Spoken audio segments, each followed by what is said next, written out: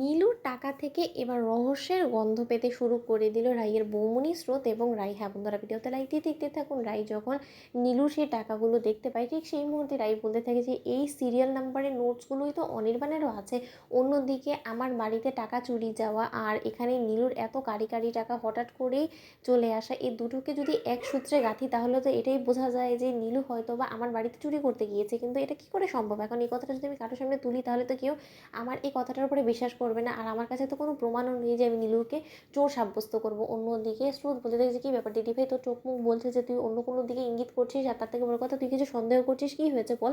তখন এই কথা বলা মাত্র রাই বলতে থাকে যে বৌমনি, তোমাকে তো আমি আগেই জানিয়েছিলাম যে আমার বাড়িতেও টাকা চুরি হয়েছে, আর তার থেকে বড় কথা কোইন্সিডেন্টলি যে টাকাগুলো অনির্বাণে চুরি গিয়েছে সেই টাকাগুলো সিরিয়াল নাম্বার আর নীলুর থেকে উদ্ধার হওয়া এই টাকাগুলোর সিরিয়াল নাম্বার একদম পারফেক্টলি ম্যাচ হয়ে গিয়েছে। না আমি কোনো মতে এটা বলার চেষ্টা করছি না যে নীলু চুরিটা করেছে, কিন্তু এটা তো এরকমভাবে কোইন্সিডেন্টলি হয়ে গেলেও হতে পারে, তাই না? তখন এই কথা বলা হচ্ছে স্রোত বলতে থাকে যে দিদিভাই, কিন্তু একই দিনে দু জায়গায় একদিকে টাকা চুরি হওয়া আর আরেকদিকে টাকা এতগুলো একসাথে চলে আসা, দুটো তো আর একসাথে কোইন্সিডেন্টলি হতে পারে না, তাই না? তুই যদি যে কথাগুলো বলছিস সেটা সত্য হয়ে থাকে তাহলে তো এটাই ধরে নেওয়া যায় যেখানে কোনো একটা কিছু রহস্য আছে যেটা হয়তো বা আমরা ধরে উঠতে পারছি না। অন্যদিকে রাইয়ের বৌমনি বলতে থাকে যে জানো তো রাই, আসলে তোমাকে কিছুদিন ধরে বলবো বলবো করে বলা হয়নি।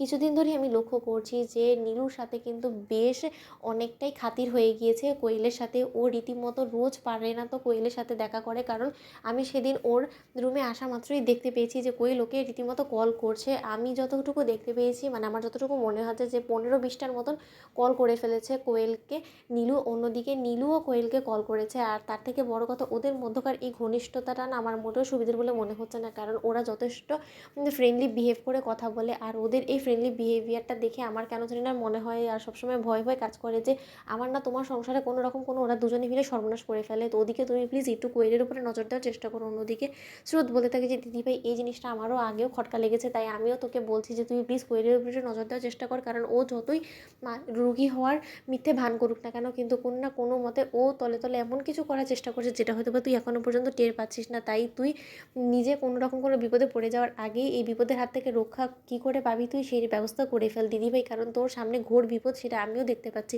অন্যদিকে নীলু বলতে থাকে যে তোমরা যতই দিদিভাইকে সাবধান করো না কেন, কোনো মতেই এবার আর দিদিভাই আমাদের জালে ফাঁসা থেকে নিজেকে বিরত রাখতে পারবে না, কারণ দিদিভাইয়ের সেই সকল পথ আমরা অলরেডি বন্ধ করে ফেলেছি। অন্যদিকে নীলুকে ফোন করে কোয়েল বলতে থাকে যে আচ্ছা নীলু, কী হয়েছে ও বাড়িতে যে রাই এরকম করে হন্তদন্ত হয়ে ছুটে গেল। অন্যদিকে নীলু বলতে থাকে যে ও কিছুই না, আমার মা আমার কাছ থেকে এতগুলো টাকা দেখে এরকমভাবে রিয়াক্ট করে ফেলেছে যার ফলে কিনা মা অজ্ঞান হয়ে পড়ে আছে, এছাড়া কোনো কিছুই না। তো বন্ধুরা, ভিডিওটা ভালো লাগলে লাইক শেয়ার করে সাবস্ক্রাইব করতে ভুলো না।